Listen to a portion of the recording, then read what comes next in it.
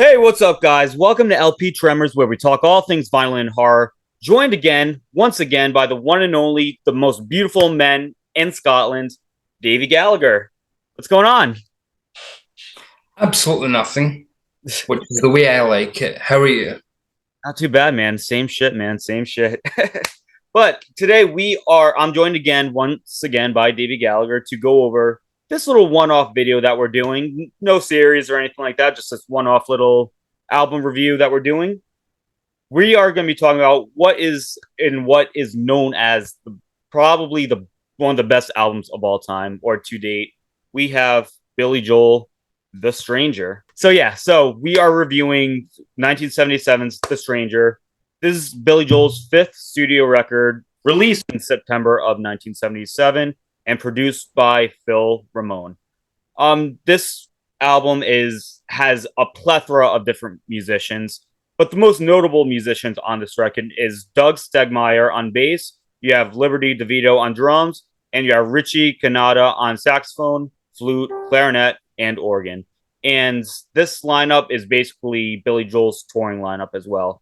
You know, these three musicians joined Billy Joel on the Turnstiles tour, I believe, and Billy Joel really wanted these guys to be a part of The Stranger and really wanted these guys on an album to really showcase their overall energy on a studio record. You're going to see five singles off this record. Four of the five hit the hot Billboard 100. Just the Way You Are hit number 3. Moving Out, Anthony's song, hit number 17. She's Always a Woman also hit number 17. And Only the Good Die Young hit number 24 on the Billboard Hot 100. And as the last single, you have the title track, The Stranger. Fantastic record front to back. This record means so much to me. It really plugs at my heartstrings here, especially a few songs that I will be going over very momentarily. But Davey, I'm going to bring it over to you. Want to share your personal history and maybe some overview thoughts? Yeah, I don't have a history. I just YouTubed it earlier on today. No.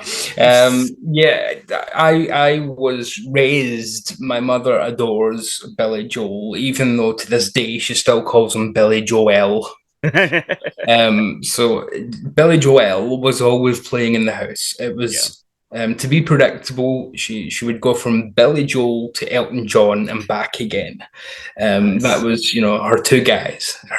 So 1998, when I was 13, she took me to see them in concert together on their Piano Men tour. They've done it a few times since then. Yeah. And it was extraordinary, even at that age. So I've loved. It just reminds me of family and home, which is odd because he's obviously in a New York state of mind. He's from the other side of the world from me. Right. It reminds me of my home, and in a different kind of way as well. He sings songs that are about working class streets and things, Yes. and just people that you can meet and experiences that you can have that you can anybody that lives in a big city can identify with. So although he's very much New Yorker to the core, there's also something that resonates with anybody that comes from, I was going to say the streets, but that makes me sound a little bit more gangstery than I actually am. Although Davy ain't nothing to mess with. I was going to say the F, fuck it. Wu-Tang Clan ain't nothing to fuck with. Hell yeah. The Hell yeah. the Stranger itself. So first of all, it was like the greatest hits and things, and just Yeah. hearing those kind of songs. And then I picked up tapes cheap, just of all the albums, and gradually we had River of Dreams on CD. Oh, there you go. Nice. Nice. Everything else was just like go to a car boot sale, or I don't know if you have them there. I guess they're just called garage sales or something over there. Yeah. Yeah. And just find tapes. And then in 2007, well, I think it actually came out in 2008, when I was working in a record store, Lost in Music, this baby came out, the 30th anniversary edition of the album. And this is in the days where a deluxe edition didn't cost 150 quid for no reason. This was 30, so that's like $45. And for that, you get the whole album remastered by Phil Ramone. You get a complete Carnegie Hall concert from June Yep. 77, so before the album was recorded. And then you get a complete DVD, which includes an hour-long BBC concert from the Old Grey Whistle Test, 2 live performances of The Stranger and Just the Way You Are, and a 30-minute making of with Billy Joel and Phil Ramone a few years before he passed. Hmm. Then you get a big booklet on the making of. You get a poster for the Carnegie Hall show, which you can put in your wall and be very cool. Hmm. And you even get Billy Joel's little journal of all the original lyrics and things that he was, sketches that he was doing to work out the songs. So you can see all the stuff that he scribbled out. You can see all the alternate verses, and you can see how lyrics changed. And it opens with him just making a list of bands that I've supported. How? But it's so cool. Just going through this, Yeah. yes. Yeah, that is cool. Yeah. Taj Mahal, the Eagles, Linda Ronstadt, Tom Rush, Hmm. Olivia Newton-John, Jefferson Starship, Shannon Ah, Hall & Oates, Badfinger, Procol Harum, Doctor Hook, Billy Preston, John Sebastian, Mahavishnu Orchestra. What a double bill that is. Stevie Wonder. I mean, just bizarre that he would open it with that. So it's like he was just kind of reminding himself where he's been, and then straight away goes into coming up with lyrics for the first song he came up with, which is "Only the Good Die Young." Yeah. So it's fascinating just to read this and see what he scored out and what he kept and things as a kind of little bit of an evolution of the album, really, which is really cool. So yeah, this is a cool little set. So Hell yeah. so when that came out, I was just listening to The Stranger over and over. In fact, for a good long time, I didn't call the album The Stranger because the way he pronounces it in the actual song itself, I kept calling it The Stranger. Stranger. Stranger. So yeah, The Stranger became much listened to in 2007, 2008-ish. Nice. And it's pretty much never been too far from me ever since. I just adore the album. I think it's got funny parts, it's got poignant parts, it's got heartbreaking parts, it's got so many different voices. I think Yeah. you could play this for somebody and say this is actually a band with 3 different singers, and they might believe it because Billy can change his voice so much. Right. Right. But yeah, so just a wonderful history with it, and we'll go into the tracks. But what about you? What's your story with the Stranger? Yeah. The Stranger is this is an iconic record front to back. This is personally my favorite Billy Joel album of all time, and no, I know I'm definitely not the only one. I know that's a lot of folks' opinions. But yeah, Billy Joel the Stranger is an absolute masterpiece. This record means so much to me. As far as my little history goes with this record, nothing really too crazy, but I'll give you a little short of my history of how I personally found out about the Stranger and Billy Joel. I was a little late to the game. I believe I was in high school. I could have been 14, 15 years old maybe. And I came across with a little number off this album, a track little known as Vienna. And words can't describe how I felt about that song, listening to this song. It was so freaking relatable to me. And that track will always be near and dear to my heart. And I will get more into that track, as we go along with this album review. But Vienna was the track that really glued me into Billy Joel and glued me into this album. And once I discovered Vienna, I discovered a few of the other big singles off this record, like Only the Good Die Young, Moving Out, the title track, The Stranger. And I just immediately fell in love with this record front to back, and I became a Billy Joel fanatic in high school. And yeah, my obsession with Billy Joel just gradually progressed even more. And Billy Joel is, till this day, he's one of my favorite artists of all time. Even, he got a little bit cheesy in the 80s or 80s plus, but there's still a lot of charm to find on those records as well. But overall, Billy Joel has been one of my favorite artists of all time, and he means so much to me, especially this album. So yeah, that's a little bit of my history with this album and Billy Joel in general. And now let's go over some of the tracks off this record. Well, first of Davey, you want all, to take it away? no, we need to strike that reverse. We need to go back. What edition have you got there, Tyler? Of Oh, India? thank you for thank you for reminding me. So this little edition I have right here is the original Mo-Fi recording of The Stranger. This was pressed in 2013, I believe, and it's been out of print for a very very long time. And to tell you the truth, it was like maybe 2 3 weeks ago that I found this, and I didn't even know there was a Mo-Fi recording of this record. To be honest, as soon as I found this record in my local record shop, I picked it up immediately.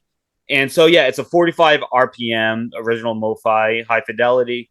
Sounds absolutely fantastic. Beautiful gatefold of the man himself, Billy Joel, and great album artwork here. And yeah, this is just this. It sounds absolutely phenomenal. Double LP. I wow, what a find!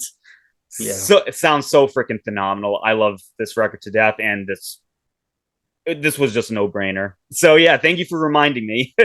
Yeah, no, it's cool. And Yeah. being 45, they obviously have had to make it a double album, even though it was a Oh single yeah. album. Right. Um, Right. so yeah, so we should just go into the tracks, I guess, and kind of take it from there. Sure. We start with "Moving Out," Yep. Anthony's song, which pretty much tells you everything you need to know from the title. It is literally Anthony moving out, and his mother kind of disapproving, saying, this is what you have to Yeah. do with your life, and Anthony not agreeing with it. And that's Yes. very much a theme that Billy would return to in different songs, like, I don't care what you say anymore, this is my life.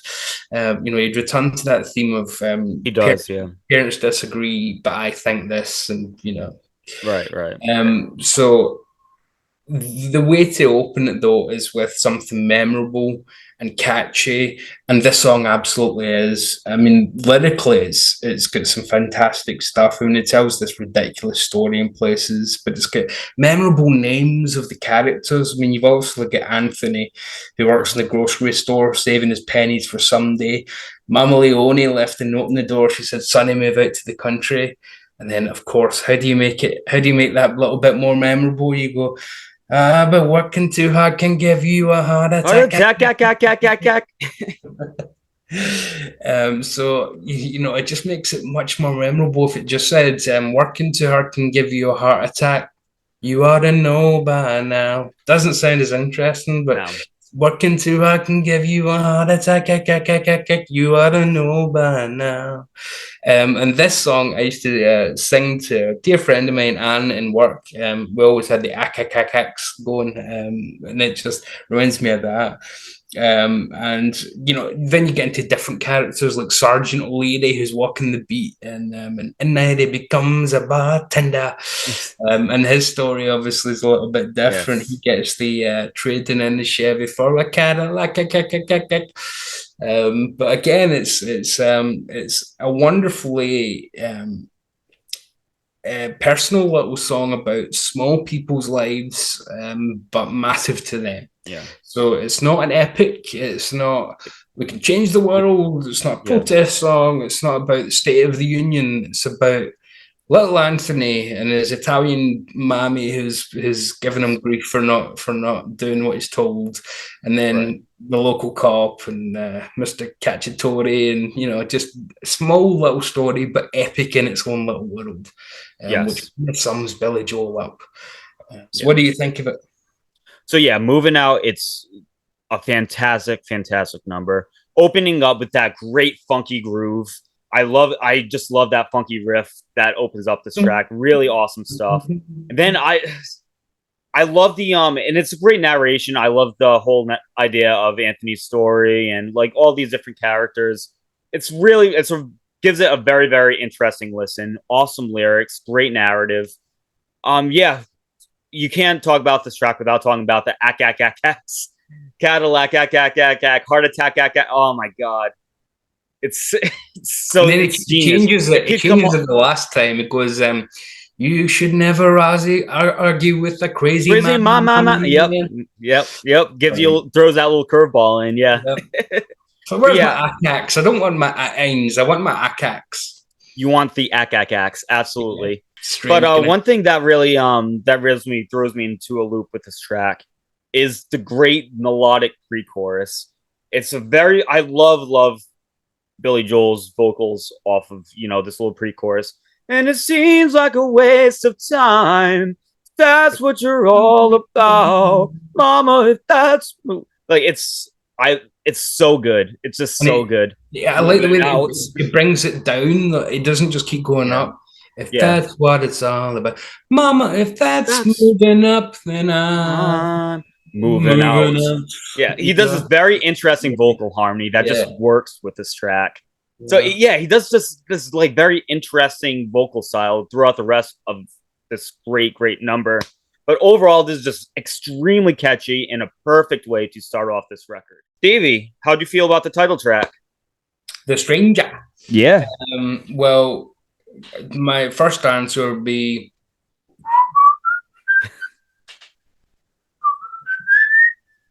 such a great touch. because you know that's bookends, which is wonderful. I mean, the story goes that Billy did that in the demo Mm-hmm. and said to the band, should we use the flute for this? Should we use the sax? And they all said, no, the whistling sounds great.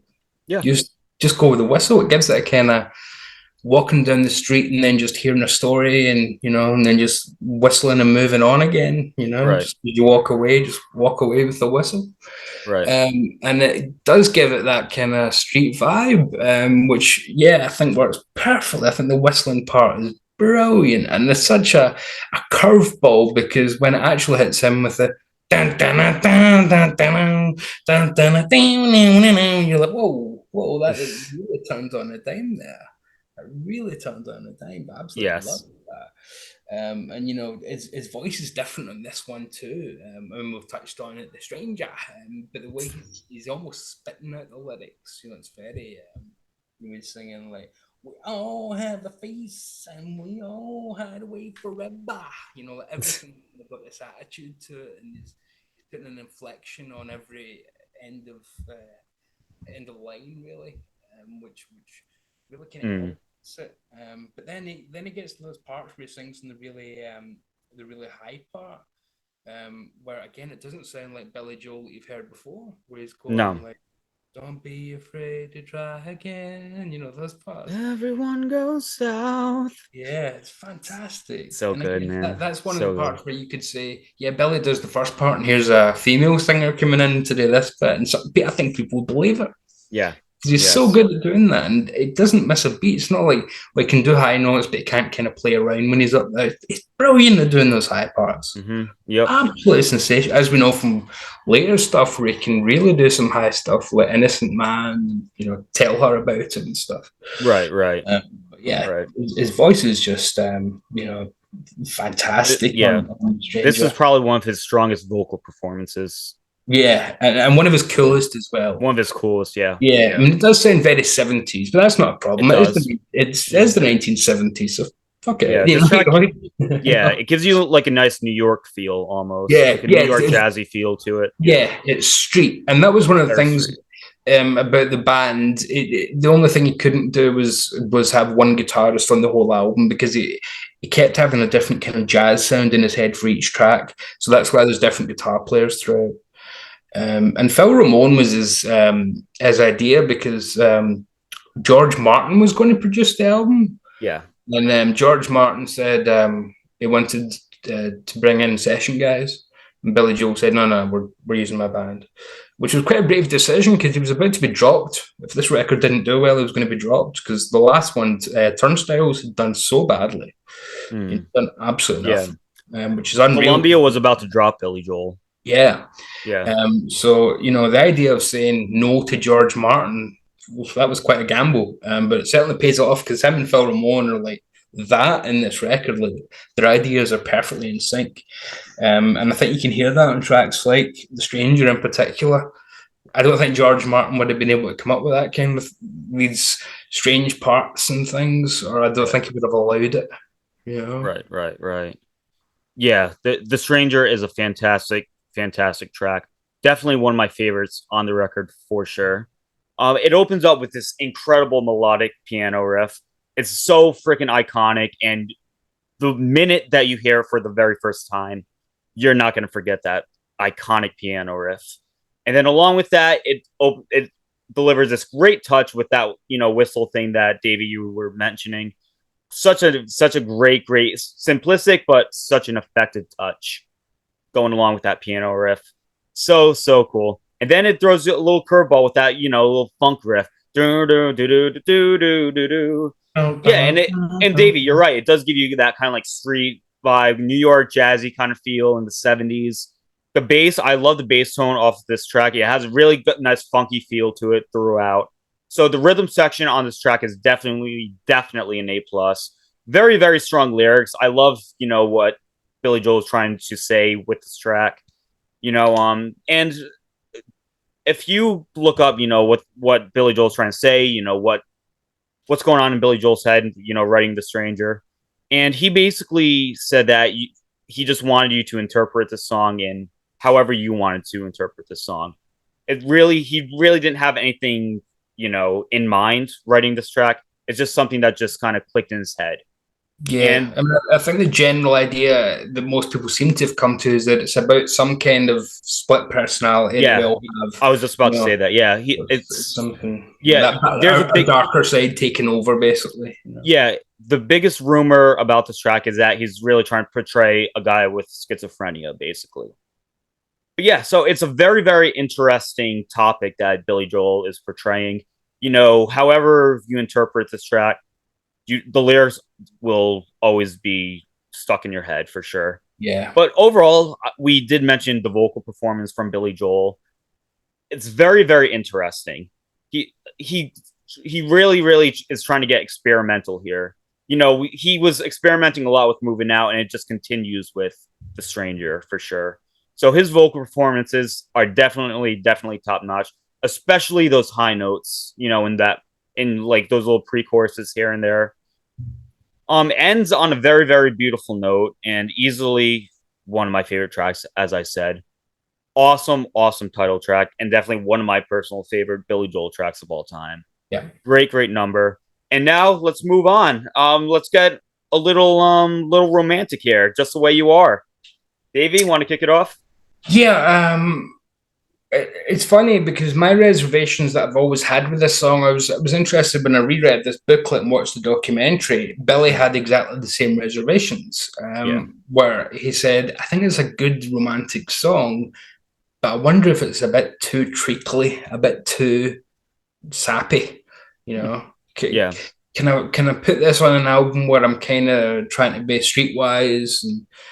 And it was Phil Ramone who said, yeah, and he brought in, I think it was Linda Ronstadt, Yeah. and Yeah, Linda said, Ronstadt. play it, and she said, yeah, you're fucking mind. That's a hit single, and as we know, won a Grammy and things. So, yeah, so this is, if you like, the Trojan horse of the album to kind of, it's the one that your mum would like if she only likes one track. Your mum might not like The Stranger, but she'd love a Just the track Way like You Are. this, Yeah. that kind of thing. Yes. And that's the kind of thing that gets you airplay when you get something that can be enjoyed by all the family. I think the arrangement's very dated, obviously. With the Yeah. piano, but I think the song itself is still fantastic. I mean, we lost Burt Bacharach this week, Yes. and he wrote a million songs that were treacly and over the top romantic. Of course.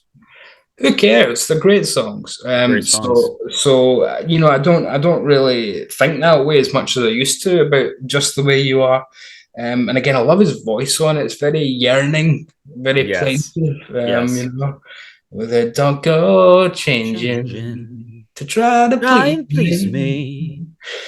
me. You know, Never could have you never gone let me down before. far. Don't Yeah, mind me. yeah, it's fantastic. Yes. I mean, there's a few parts that have dated on it where he's going, telling her basically, don't don't try and learn big words, sweetheart. I don't mind. Don't go reading books and things. I'm happy with an idiot. That's Yes. dated a Yes. little bit. That's a little bit misogynistic. A little bit. A little bit.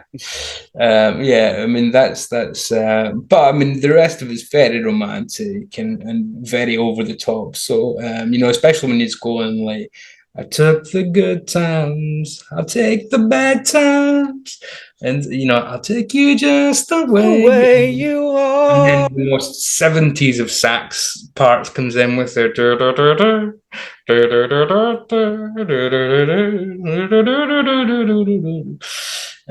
yeah, I mean, I think it's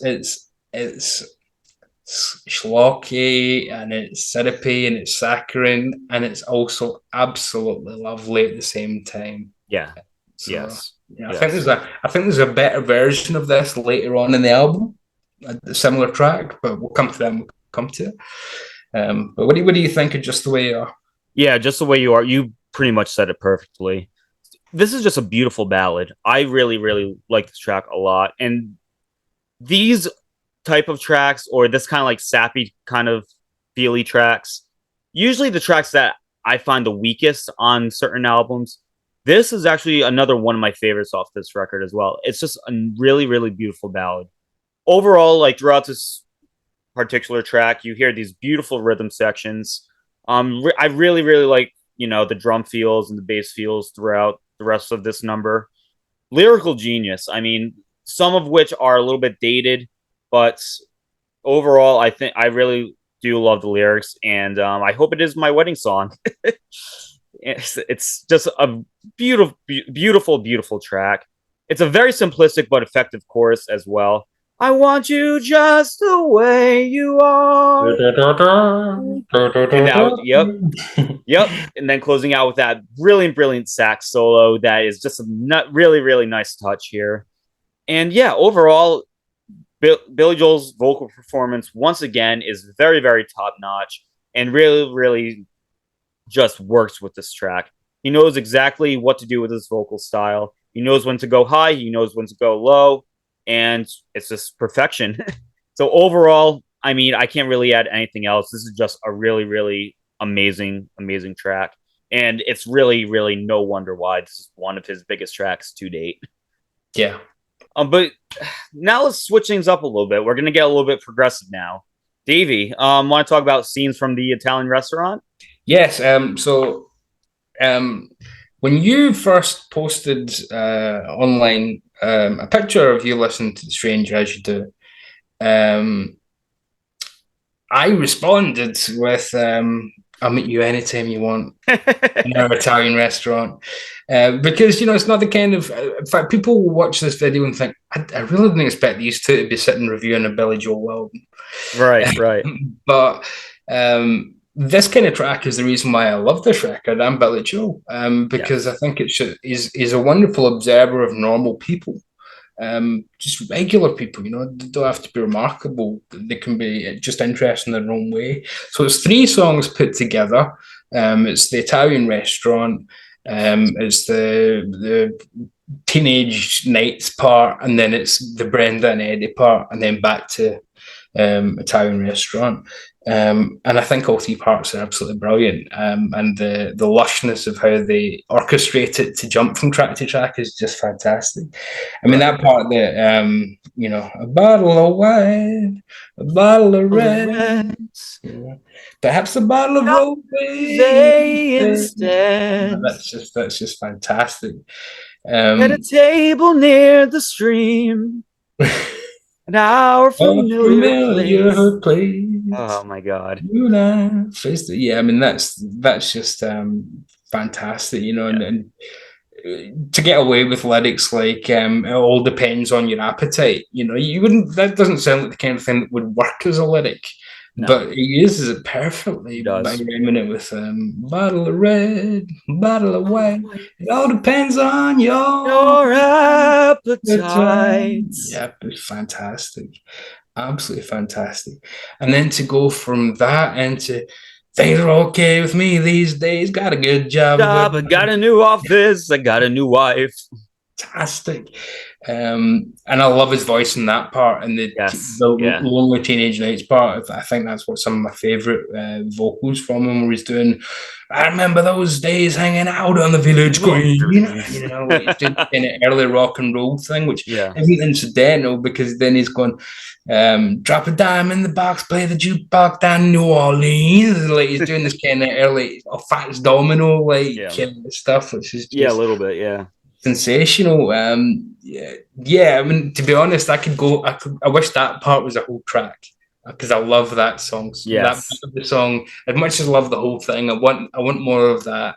Yes. And then we Yes. jump into which isn't a million miles apart, but the Brenda and Eddie Mm-hmm. story. I think with Brenda and Eddie, where the populace dead is and the king of the queen of the Here's the prom. crop. His voice does settle down a bit. He's not singing it as frantically as he was the Right. teenage part. But we get the pretty much the life story of Brenda and Ed. Well, interestingly, not the life story. We get them from being the high school sweethearts, king and the queen of the prom, moving in together, not having any money, and then kind of starting to hate each other after a few years, Yep. and then divorcing. And he literally says in the lyrics, "That's you up to date. That's as far as I know." Like he doesn't try and resolve it, but yeah. And then to have the orchestration comes in massively towards the end, and it's the first time we've had like a full orchestra on this. Yeah. And you can imagine George Martin would love to do that bit. And that's where it just soars and soars and then brings you right back to the Italian restaurant with the bottle of red. Right. It's Right. like, oh, here, I can't believe how he's done this. He's taken us on this whole song cycle of like Yeah. different tables in the restaurant. And here's the different scenes and different things that are happening to the people and little stories that he's overheard and little things that he remembers. It's a wonderful, wonderful bit of songwriting Yeah. and the epic sax playing on the Teenage Nights part reminds me so much of Clarence Clemens from the E Street Band. Just I can sounds see that. Yeah. fantastic. Because sometimes sax is another instrument, but here it's used as Clarence's often was as a vocal. So it's almost singing to you at the same time. It's storytelling of a different sort. And yeah, just if I'm using a Springsteen analogy, this is his Jungle Land from Born to Run. This is his epic. This is Yes. his big, massive masterpiece. This is his Yes. one true. You know, it's not prog, but it's progressive. You Right. know, this is his one big forward pushing statement about here's my talents, here's my skills. It's cost a bloody fortune. We've got an orchestra here and everything.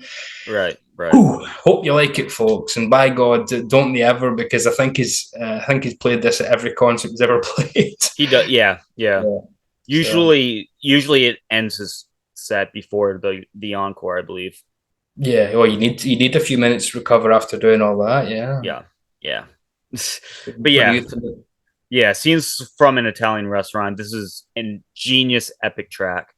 I love this track to death. I mean, overall it just gives you this great New York jazzy feel, kind of going back to the Stranger type of thing, but it's a more progressive element to the Stranger for sure.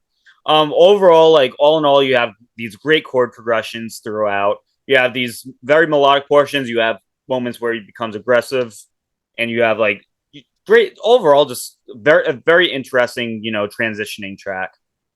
Very. I love the sax off this track. The sax is probably the biggest thing that really draws me in. You have these very like melodic sax solos throughout.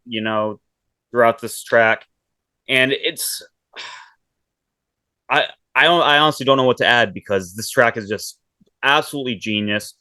It's one of Billy Joel's most experimental tracks for sure, and honestly, I can't think of another track where it goes really progressive. This is his epic. This is his big track for sure.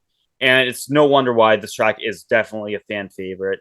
And it's really no surprise that he brings this track in every single freaking show. because you can't. It just something wouldn't feel right for sure. It just goes wherever the hell it wants to go.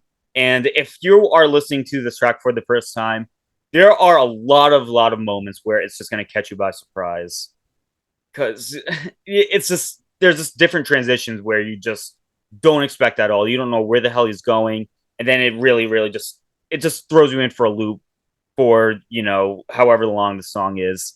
But yeah, this is a fantastic track, front to back, and great piano riffs throughout, great rhythm sections. Overall, just a fantastic number. And speaking of a very fantastic number, opening up side B, we have Vienna. Davey, want to kick it away? Yeah, I think it's the worst song on the album, and I really don't like Vienna. And yeah, we're done here. So good night, everybody. Remember, you were on my channel and you dissed Motorcycle Mama from Neil Young. Yeah, because that song Yeah. sucks. This is my revenge. No, even I couldn't be that cruel. I love Vienna too. Yes. Um, what a lovely. I mean, after this massive epic, you can't go bigger. You So you can't go have to. bigger. So you've turned it over. You have to go down again. So it does. It's just that lovely piano intro. And then again, his voice is just fantastic with Yes. the slow Yes. down, you Crazy child. He's got a kind of throatiness to his voice on that one. It's as if maybe he did it at the end of the sessions or something. Like John Lennon famously would do, he had to do twist and shout at the end of sessions because Yeah. his voice just couldn't do anything after it. It kind of sounds like that, where he's doing it a little bit throatier. Right. Intentionally. And yeah, I don't want to talk too much about this because I'd really like to hear you get to take the lead on it. But I think it's a fantastic track, and the whole set, the chorus creeps up on you. Interestingly, everything else on this, the chorus is very distinct and it's separate almost, and it builds towards it, and you go chorus. I can hear it straight away. This very Yes. much leads into the chorus. Just you almost don't notice that until you're in the chorus and he sings the main part of the actual title itself, that you're there. It's Yes. when will you realize Vienna waits for you? Like, dun, dun, Yes. dun, dun. Oh Which my that god. piano part is very different from as well. He's not playing a big melody. It's almost like Randy Newman style, where he's playing a more, again, New Orleans kind of melody at the start. Jelly Roll Morton or something. He's doing a very, he's hitting individual keys. You can almost hear him doing that rather than playing a big roll and playing big chords and things. He's hitting individual keys and things. And I think that's Right. a wonderful contrast to all his normal stuff. And it gives Vienna a wonderful sense of being both the epic and the intimate at the same time. And I think it is one of the greatest achievements of this album because it shows that you can be intimate without being schlocky. The story of the crazy child, and when will you realize Vienna waits for you? With Yes. just love the piano refrain from it and stuff. I think it's Yes. just it's one of the few, like, almost unplugged, if you will, that I'd like to hear Billy just in the bar doing this as the piano man. That's the kind of track. I wouldn't really Right. want to hear Italian Restaurant done that way, but I'd love to hear this done with Billy just sitting at the piano playing it. You know. Right. So, but really, Yeah. I want to hear your thoughts on it. So, Yeah. Vienna. I mean, I already kind of hinted at it, earlier in this review. Vienna could possibly be my not only my favorite Billy Joel song of all time, but it could be my favorite song of all time. fantastic. This track is just a beautiful track. I only have one complaint with this track, and it's just too short Yeah. because I fucking love Vienna. And the story behind Vienna, I believe Billy Joel was visiting his father in Vienna, and that's kind of what kind of inspired him to write this track. But he's basically talking about, you're going to get there, you're going to follow your dreams. You can't be everything you want to be in just one lifetime, but just enjoy life. You will get to where you need to be. Yeah. If you need a day, take the phone off the hook and disappear for a while. I just love the messages behind Vienna. And this track is just so fucking personal to me and very, very relatable. And overall, I can listen to this track all day and all night, and just it sends chills up my spine every single listen. I always get something different whenever I play this track. I absolutely adore this track. Billy Joel's vocal performance is absolutely stellar, and he does again. He's following this very very interesting vocal style, and especially in that chorus. When will you realize Vienna waits for you? And he just going up and down and slow down, you crazy child. You're so ambitious for it sends chills up your spine, man. His vocals are just See, absolutely that's the beautiful. part I can definitely hear Elton doing is a Yes, slow down. yeah, very Elton like. Yes, I yes, can very definitely, Elton. Like kind of like the Mad Men era. I kind of got a little bit from yeah, this track, a little bit. yeah, Yeah, yeah. Which isn't yeah, to but say copying at all. It's just not two copying it. It's yeah. two piano players are going to with distinctive voices are going to Oh, of course, of course, of course. Yeah, you're gonna get those similarities. It's not. Yeah, you can't escape that. But yeah, it's just a very nice moody feel. I love the moody piano groove throughout the entirety of this track. Great rhythm section. They're not doing anything too crazy. Very. It's a very very simplistic song. You know what's going on behind Billy, but overall, it's just a very effective rhythm section. So yeah, the bass tone, the drum tones, very very classy, and yeah, all in all, I just absolutely adore this track. The lyrics and the vocals that Billy is portraying, absolutely what makes this track for me, and that is why it is probably my favorite song of all time. Right. I adore this track to death. So yeah, that's Vienna. My only complaint is that the song is just too freaking short. Yeah, and as you say, what I Short. love the message. The That message is just timeless. Yes, slow down. you crazy child. Yeah, Yes, like, don't you're worry about it. too You'll get, ambitious. you'll get there. And Vienna's being used as a metaphor for Yes. whatever your dream is. Yeah. You You can't be want to, everything you want to be before your time, although it's so romantic on the borderline tonight. yeah, Just enjoy life and it's going to come to you. yeah. How is Which that is, now relatable to yeah, anybody? which yeah, it's a bit idealistic, but I like that in art. Yeah. When things are a little bit idealistic. You need dreams, even if they're Yes. unrealistic sometimes. And Vienna's real. I've been. Yes. Yeah. Yeah. I didn't meet Billy Joel there. Might have met his father. I don't Could know. have. Yeah. Could have Yeah, crossed there's a paths. lot of old men there. Mm. But yeah, wonderful stuff, and I'm glad to hear that you love it that much. I absolutely adore it. I like I said, I can listen to this track all day and all night and never get tired of it. I absolutely love Vienna. But yeah, before I go on a whole 24-hour, praise of Vienna, let's switch things up with a very, very funky and very, very fun track. Another single off this record, Only the Good Die Young. Davey, take it away. Only the Good Die Young is it always makes me laugh because some people just hear choruses when it comes to music, or they hear titles. So they just think it's a song about that, literally, that only the good die young, and they put a meaning to that, Yeah. maybe about James Dean, maybe about it's actually his version of Frank Zappa's Catholic Girls. I mean, it is literally a song about having a Catholic girlfriend who won't put out. It's literally what it's about.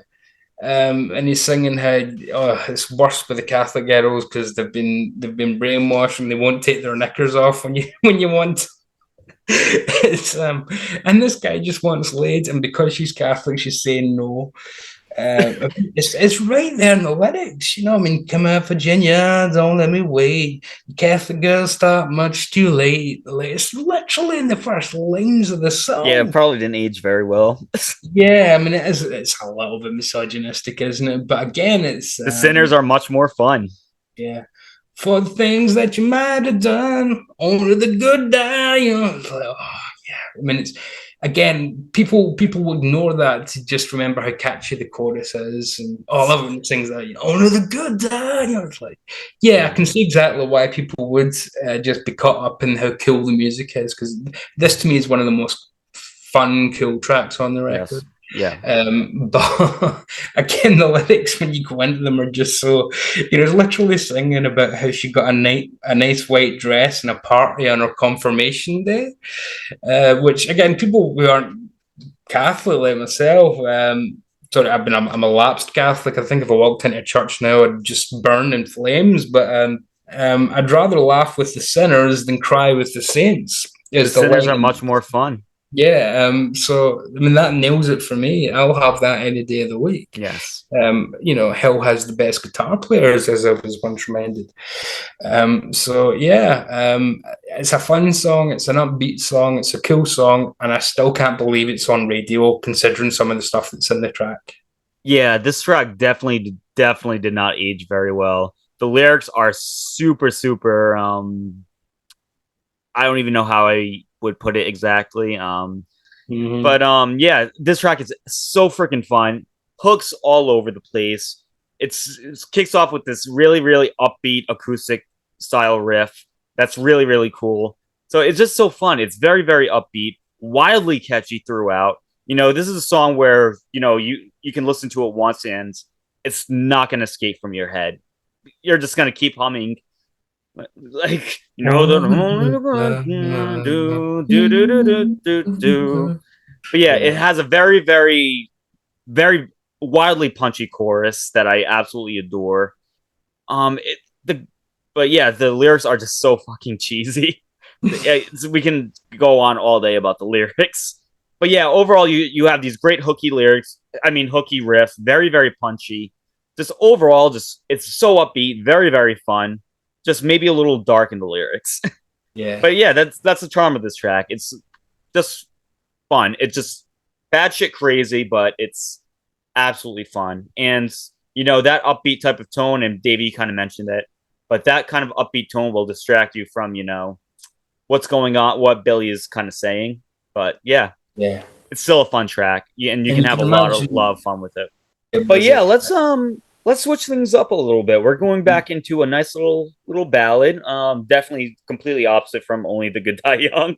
We yeah. have Always a Woman to Me. Davey, take it away once again.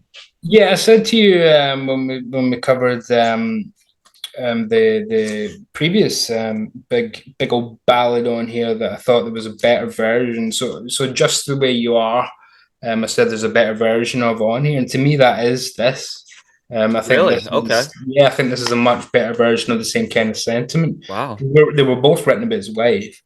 Yeah. And I love the acoustic guitar intro. I think that's just nice and plain for a change. Yeah. Whereas Just the Way You Are has that very overdone arrangement that I'm not too keen on. This just has the lovely guitar, and then his voice here is just unreal. It's so breathlessly romantic. It was, Yeah. she can Yeah. kill with a smile, she can wound with her eyes. She can ruin your faith with a casual lie. And she Yeah. only reveals what she wants you to see. She hides like a child, but But she's she's always always a a woman to woman to me. me. Yeah. It's just It's beautiful, gorgeous. man. It's Yeah, beautiful. just she can take you, she can lead you to love, she can take you or leave you. She could ask for the truth, but she'd never believe you. Right. Yeah, I mean, all those lyrics, I mean, again, he's writing about his wife, and in the last track, he said, like, don't learn big words, I don't want to work that hard. And here he's singing, she steals like a thief, but she's She's always always a a woman. woman to Okay, me. so she steals, and you don't want her to read much. Your wife's a lucky woman, Billy. Um, but when he's doing she takes care of Herself. herself. She can Yes. wait if If she she wants. wants. She's ahead of her time. Oh, and she never gives out, and she never gives in. She just changes her mind. Yes. It's just gorgeous, you That know. verse in particular Yeah, is she'll promise you more yeah. than the Garden of Eden. Then she'll carelessly cut you and laugh while you're bleeding. Oh, fantastic. She'll bring out the best and the worst you can be. Blame it all on yourself, cause she's Is always. always a woman to me. I think it's perfect. This is my kind of ballad. This is fantastic stuff, and it's one of my favorites on the record. And in Wow. fact, Okay. along with Italian Restaurant, probably is my favorite track on the album. Actually, Wow. Yeah, that's crazy.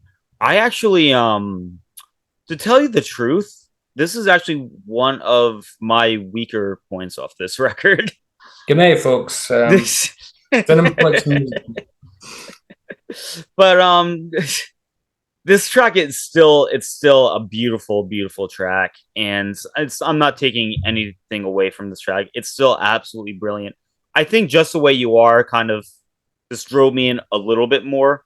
This track, I just don't feel like it's doing anything too new. And maybe if this track came before Just the Way You Are, I could feel a little bit different. However, Always a Woman to me just didn't do anything new. I felt like it just didn't bring anything new to the table. But what I am hearing is absolutely beautiful. Davey, you pretty much covered all of my points. The acoustic melody throughout this track is absolutely beautiful. Great acoustic chord progressions throughout. Brilliant stuff. Great melodic opening as well. But yeah, Billy Joel, his vocals again, absolutely outstanding. That's definitely one thing I can take away. That verse you were just singing is definitely a very high point off this record. And overall, what I'm really trying to get at is while this track isn't doing anything too new with just between this and Just the Way You Are, it's still very effective, and it's still a beautiful number. And what I'm saying, it's really not a negative. It's absolutely beautiful. It's just, again, maybe if this track came before Just the Way You Are, I could feel differently, but Yeah, I yeah. still love this track to death. To It's say it's absolutely beautiful. to say it's a lesser track on a classic album is not a criticism. No, absolutely not. I mean, if this is one of the weakest points off this record, It's a then good you album. have a Yeah. damn good record on your hands. And we haven't even mentioned the we've had the whistling, but here we've got the Yep, you have that. Yeah, that little wonderful humming melody. Yeah, hum part yeah, that he does. Yeah, fantastic. And that's gorgeous, the man. outro as well. That's the way he does the outro as he hums it, which is Yes, just sir. gorgeous. Yes, Absolutely. sir. Beautiful number. Now we are going to go into another huge curveball, going back to like a nice little funky feel. We got Get It Right the First Time.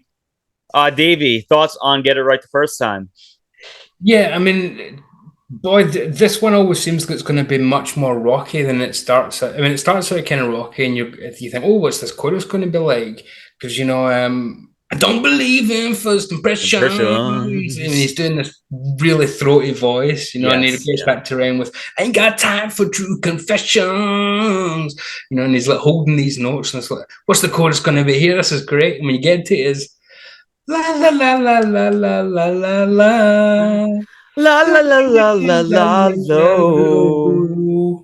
It's like, what's that? It's like this kind of marimba, almost samba style. Yeah. It's a little bit cheesy, and a little bit wonderful at the same time. Yes. Because Yes. I love those parts at the start, where it really sounds as if you're in for a banger, and then it turns out into this kind of samba thing for the chorus. It's a curveball inside a curveball of a track, which I love. And again, you're just getting another vocal from him that's completely different. He's doing this Right. different voice again. Right. I think it's one of the most underrated tracks on the album. Actually, I can see Wow. this Okay. being a bit of which isn't to say it's one of my favorites. It's probably in the middle somewhere, but I think this is one of the least played. Like if you check like Spotify plays and things, it's one of the least played. I would. Yeah. Yeah. I would say And so. to be honest, I think it deserves to be higher than that. Mm. It should be somewhere in the middle. Well, I think it's fantastic. yeah. It's not to the standard of some of the other tracks, but again, it's like you said there. To be a lesser track on this is still pretty damn good. Right. So I think it's got a lot going for it, but I must admit, I do sometimes the la la la las do get me a little bit. Yeah, yeah, yeah. Could have done something else, but I do like how he subverts that, even with the la la lows. So, I like that it's not la la la's, it's la la low. The lows. Yeah, yeah. Yeah, What do you think? this is a very very interesting track off this record. 150% funk throughout this entire track. This is probably the funkiest Billy Joel will ever be off this record, and definitely one of his funkiest tracks to date. Like I get a lot of connections between this track and like say Sly and the Family Stone almost. Like it just has that like very very upbeat funky type of edge to it, and especially Billy Joel's vocals has a very, soulful but yet funky edge to it as well. I don't believe in first impressions.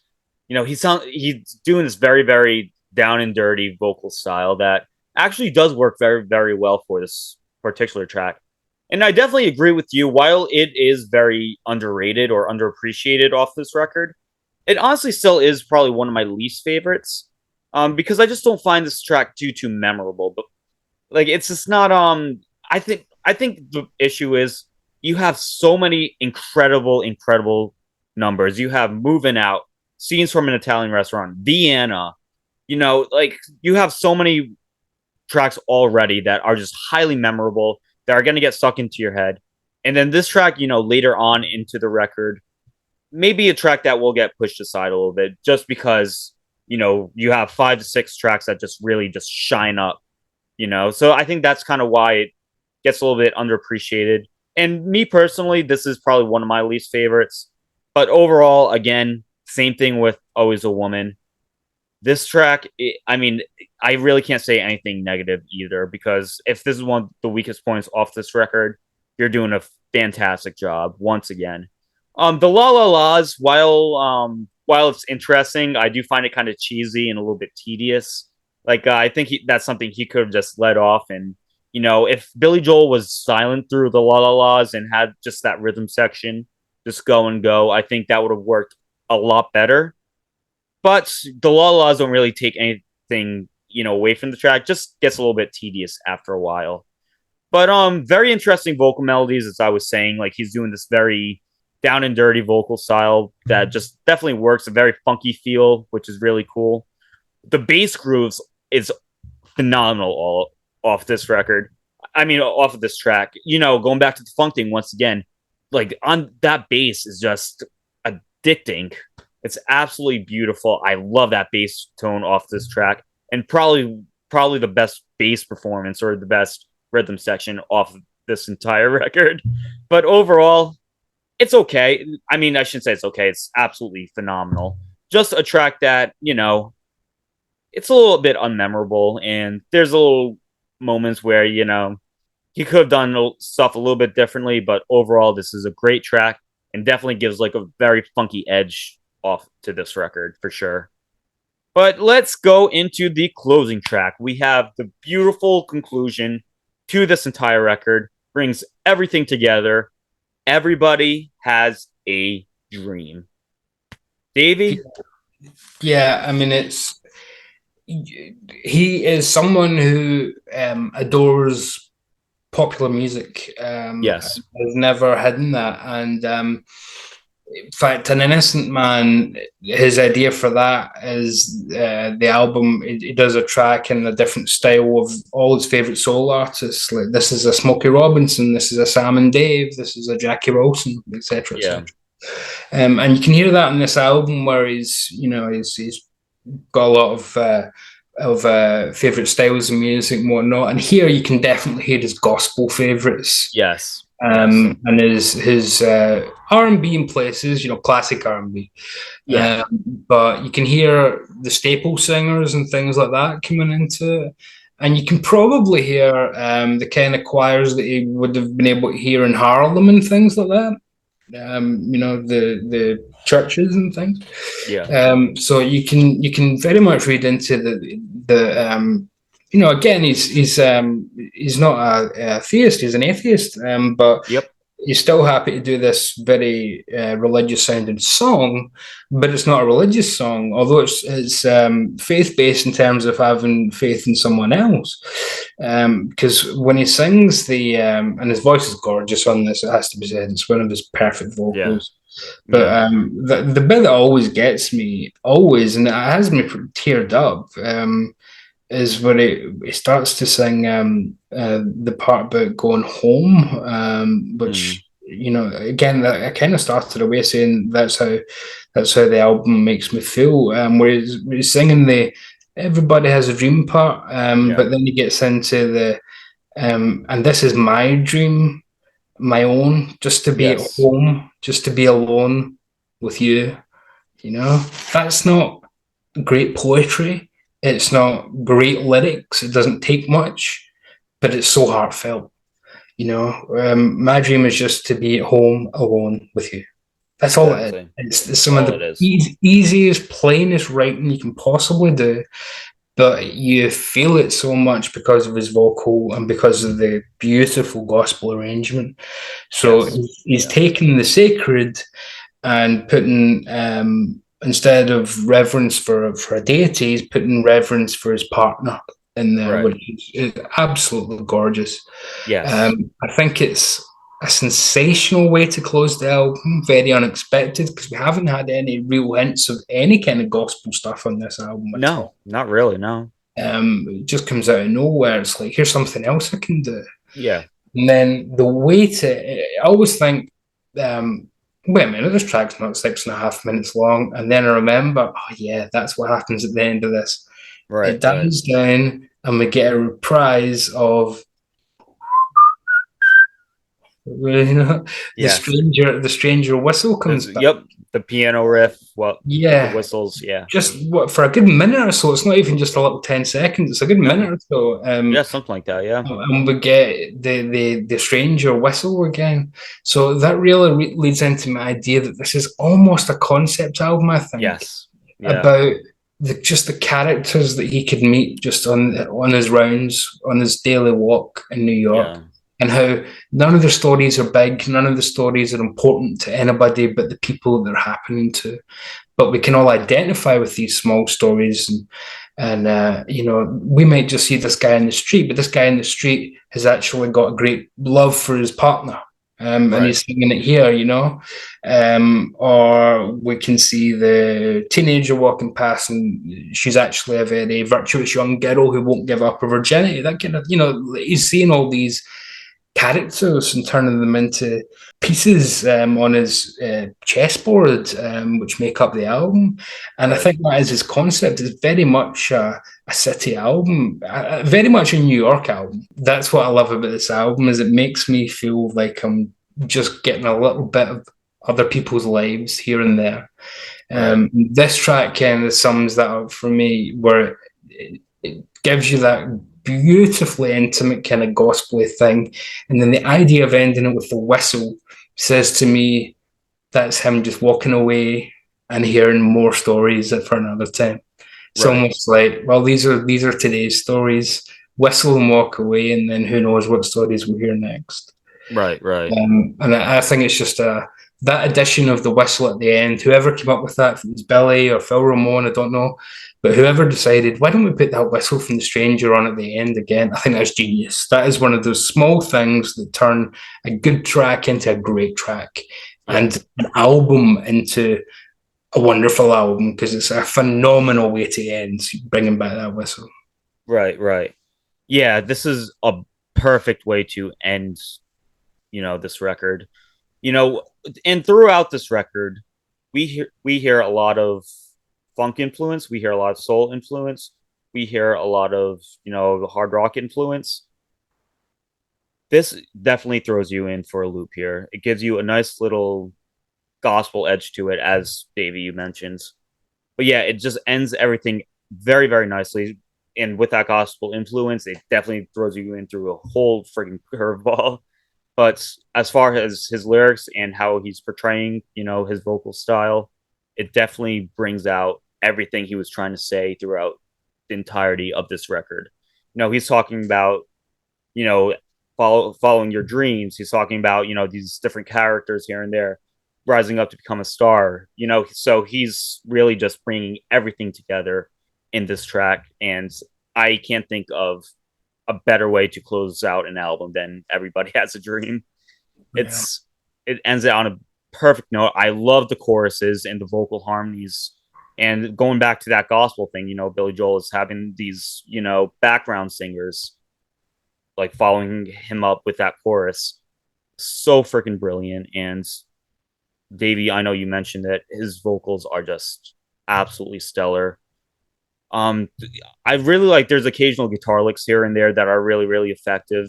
Very, very like, if you sneeze, you'll miss a few of them, but overall, like, I think that really brings out a great touch. Those little guitar licks here and there. Yeah, and then I love how this track ends. Right before the outro to going back to the Stranger riff. I really, really like. He's just really Billy Joel is really just stretching Yeah. out his vocal abilities. Like he's just going off. Like he's really, really going up to here. You know what I mean? And he's just doing whatever the hell he wants. The track really gets progressive and it's just goes batshit crazy. And then you hear, that epic piano riff going back to The Stranger and the whistles to close out the record. Again, I can't think of a better way to close out this record. It's perfect. Absolutely perfect. But yeah, Davey, if I could ask, how would you rate this album? Maybe like on a scale of 1 to 10. Yeah. For what it is, I mean, there's a reason I don't do ratings on my own channel, and it's because I always think everything has to be on its own terms. But for what this is trying to do and what it accomplishes, I think it nails everything. So, can I ask for anything more? I mean, my criticisms that it's a bit schlocky here, or that this is a bit 70s when it is 77, Yeah. I don't think are valid. They're just personal things. So they don't detract from my enjoyment. And I never listen to this just to put on a song. I always listen to this in full, Yeah. this album. So I Me too. really have to say this is a 10 for me for what it's trying to do. So it's a pretty perfect record. I couldn't agree with you more, and I'm gonna echo everything you just said. This is a 10 out of 10 record. One of my favorite albums of all time, and definitely my favorite Billy Joel record of all time. Vienna alone, just my honestly, like I mentioned, that's probably my favorite song of all time. Yeah. Fantastic record front to back. Dave, let me ask you: is this your favorite Billy Joel record? Yeah. Or Although I do love An Innocent Man. Innocent Man's Um, great? Yeah, but yeah, I think this is. I don't think many people wouldn't rate this either at the top or just about the top for Billy Joel. Maybe more 80s kids would prefer to rate a couple of the 80s things a bit higher, but to me, I think this is just perfect pop music from 1977. This and an album like Asia by Steely Dan are just perfect 77 albums for me. right, right, absolutely. Yeah. So what we're basically trying to say is Billy Joel's The Stranger is easily one of the greatest albums of all time. And both of our favorite records from Billy Joel in general. This is a fantastic record, front to back. Even, we kind of maybe brushed on a few, nitpicks here and there, but those nitpicks are just take them with a very, very grain of salt. Very, Yeah. very small grain of salt, I should say, because this whole record is a perfect 10 out of 10 record. Fantastic stuff. And if for some wild, wild reason you have never heard this record or any tracks off this record, god damn it, get on that shit like now. But anyway, yeah, so that is our full review of The Stranger, one of the greatest records of all time.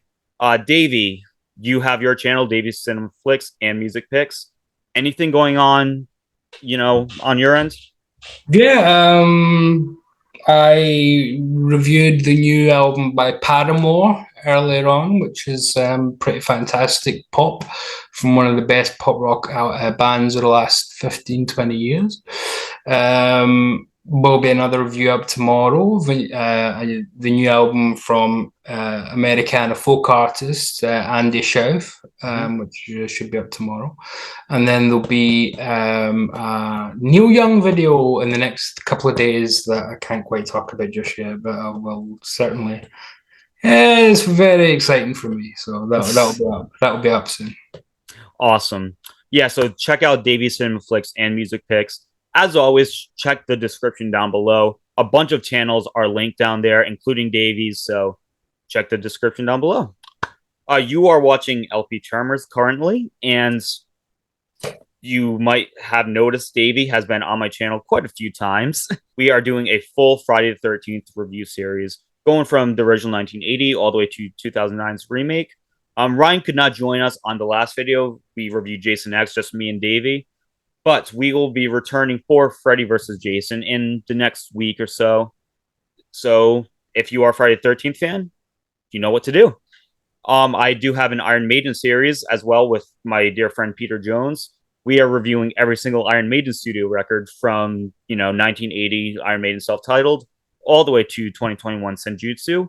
We just reviewed No Prayer for the Dying from 1990, so and that video is out right now. So be sure to check that out if you are an Iron Maiden fan. We will be reviewing Fear of the Dark, I believe, this coming Monday. So, so stay tuned if you are an Iron Maiden fan as well. But other than that, just stay tuned. I don't have a whole lot going on, but yeah, just stay tuned. I'm do a lot of spur of the moment type of stuff, including this. I didn't really broadcast this little discussion. It was kind of like a little last minute thing because both of us freaking love this record. But yeah, so I'm doing a lot of spur of the moment stuff. So just stay tuned if you like what you see. And as always, stay metal, stay scared. Bye, guys.